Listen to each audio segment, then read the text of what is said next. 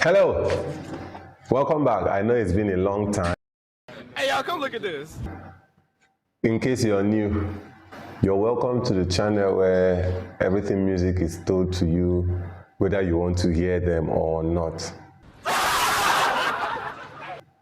And I am sorry if you've been looking out and not finding me. I've not been around for some time. Sister Philomena took my case to court, so now the matter will be tried to settle. But we're back. And we're back to educate, not just to attack. Even though I will still attack. Today we're considering intervals. Music intervals. What are they? Why should you know them? How you should know them?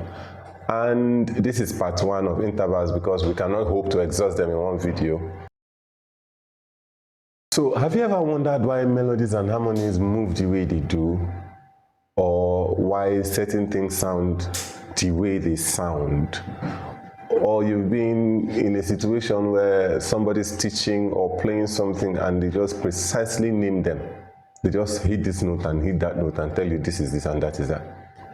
Do you like it? Does it feel like something you want to do, but maybe it seems impossible to do? Well, it's not impossible to do.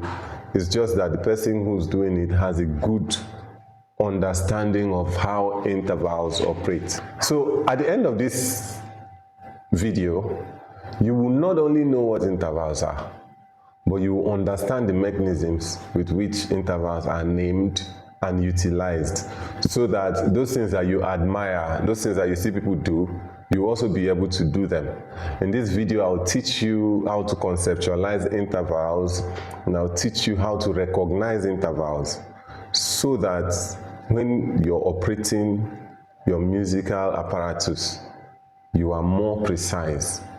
And I am sure it will impress your friends, especially if you didn't know how to do it before. What are intervals? Just like time intervals, distance between one unit and another.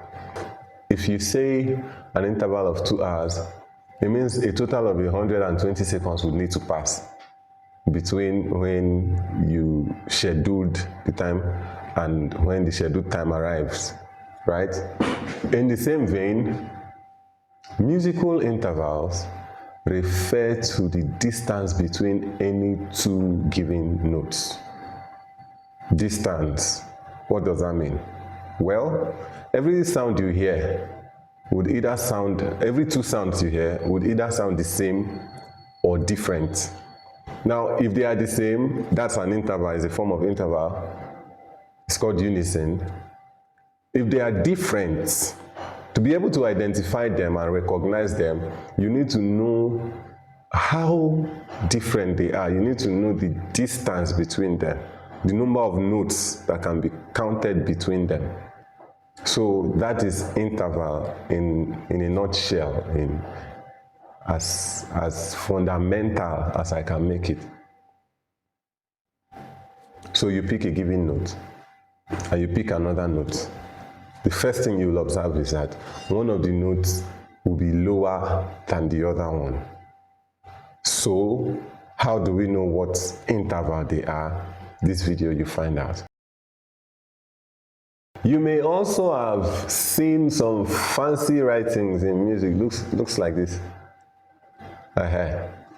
Maybe chords, scales. You start seeing all these kind of things. You may be familiar with them. Minor 7 sharp 5, major 7 flat 9, and all those things. What are those? Well, intervals will help you understand those. You need to know that intervals are building blocks. Building blocks, they are fundamental in music study. They are at the basic level. You know, most people miss out on a lot of things because they don't want to study the basics. Intervals are at the basic level. They are the level that you cannot skip.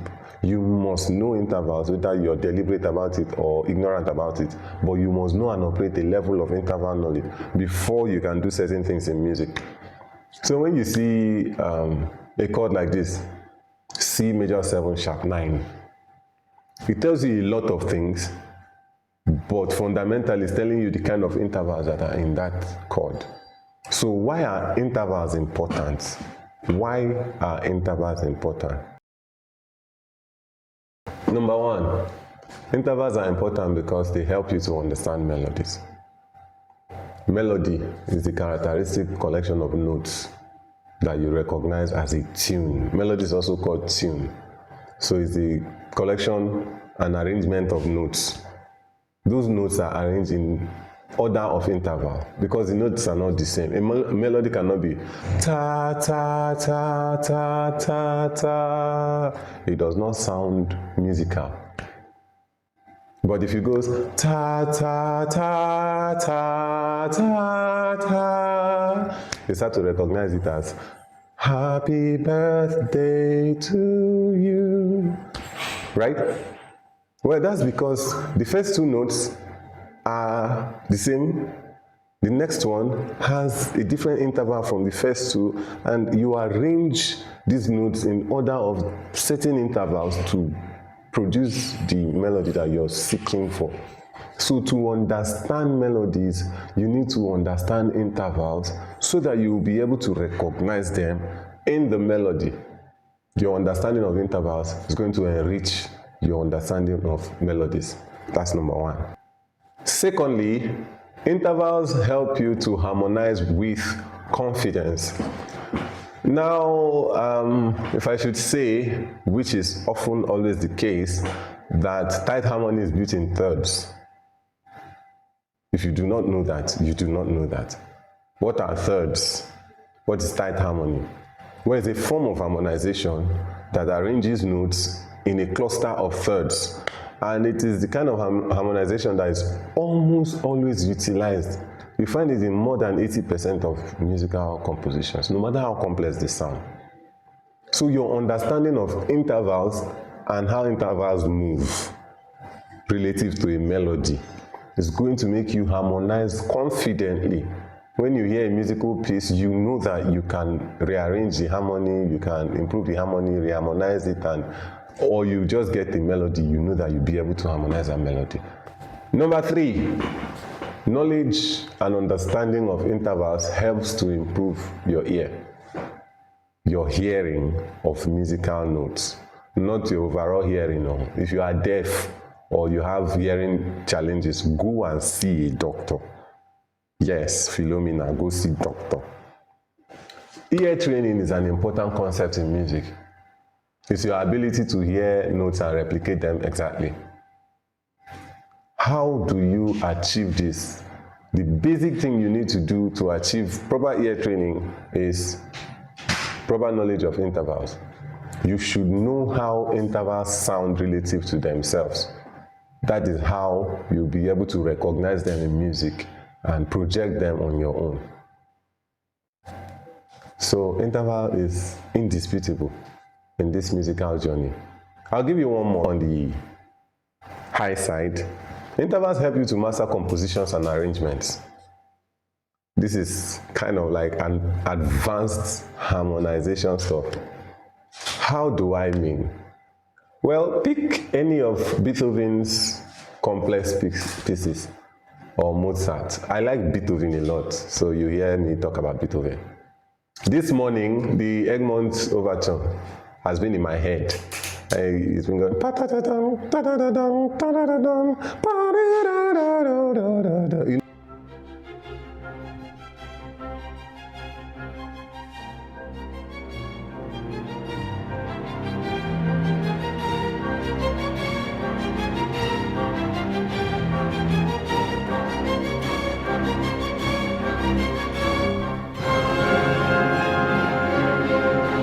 All those things. Now, how will I be able to master that thing? How will I be able to comprehend that complication? It's knowledge of intervals. At some point, it went da da da da, pa da da da, pa da da da, pa da da da. Well, if I use solfeggio, I would hear do ti ti, re do do, mi re re, fa mi mi. Yeah, those are intervals. Solfeggio just uses some syllables to simplify them. So understanding these complexities require the fundamental knowledge of interval. I say that interval is basic, it's fundamental, it's rudimentary. You need to know intervals.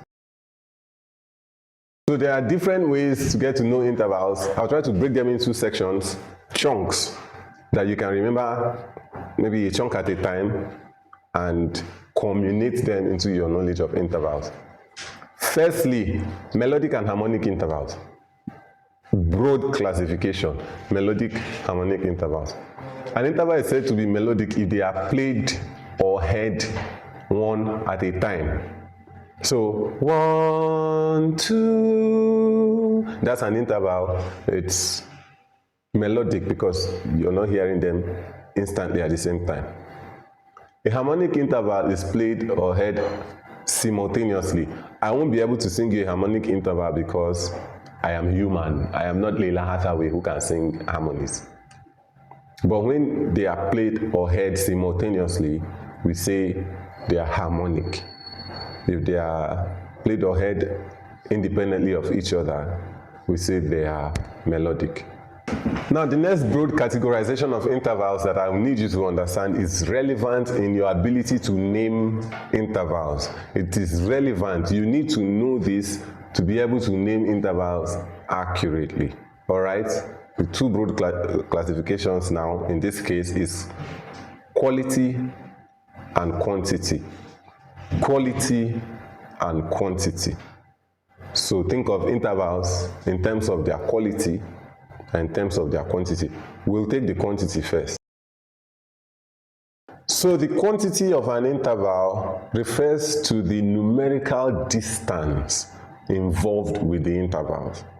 In other words, how many alphabets are involved.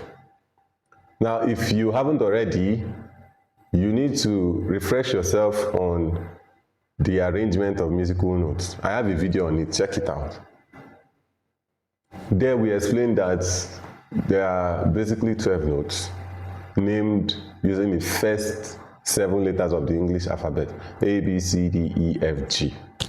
So if an interval is from A to G, the quantity of the interval counts the number of numerical notes, the number of alphabets involved, the numerical value of the alphabets involved. A, B, C, D, E, F, G, 7. That interval is one form of seventh. We use positional adjectives to describe intervals. So you hear stuff like seconds, thirds, fifths, sevenths, sixths, thereabouts. There are some exceptions, like one. You don't hear first, you hear unison. And 8, you don't hear eighth, you hear octave. We'll get to that. But in the quantity of intervals, we use numerical adjectives and we count the number of alphabets involved. All right? Interval between C and G would be a form of fifth. Why? C, D, E, F, G, 5. So it's a form of fifth. The interval between D and C would be a kind of fourth because G, A, B, C, 4. That's how you think of intervals in terms of their quantity. You start at the base, the root note. If it's an interval between C and A, you start at C and you count up to A. C, D, E, F, G, A is a form of sixth. I believe you understand. The quality of an interval. Quality of an interval is slightly more advanced. It talks of the number of semitones within that interval. And certain adjectives are used to describe it. You hear stuff like major, minor, augmented, diminished, and the rest of them. I will not take you on that journey except you've understood the numerical values first. you need to understand, I'm telling you now, that you need to understand intervals by their quantity before I introduce interval by their quality. So maybe interval by their quality will be part 2 of this video. So go back now, let's do a couple of exercises. I'll throw in some exercises, check if you can recall them. If you cannot, rewind this video, take them again, rewind it again, take them again until you know them. So the exercise is simple. Firstly, choose any note, call it your root note. For example, C. Just take any note, call it your root note. If you have an instrument, it will guide you. And then take another note, F, for instance. Count the quantity of interval between C and F. Write your answer in the comments. And then randomly pick any 2 notes and count the number of intervals, the quantity of the interval between them. And let's see how well you understand this video. So to recap, intervals refer to the distance between notes. They can either be melodic or harmonic, depending on if you're hearing them together or hearing them separately. And broadly classifying them, to name them, we've got quantity and quality. There is a lot more coming in intervals, so don't rush it. I'll see you in the next video.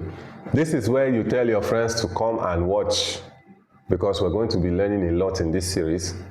This is where you tell your music director, if you feel that he does not know these things.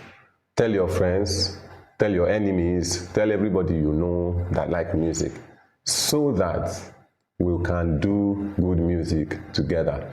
Thank you very much for your time. I'll see you in part 2 of this video. Stay blessed.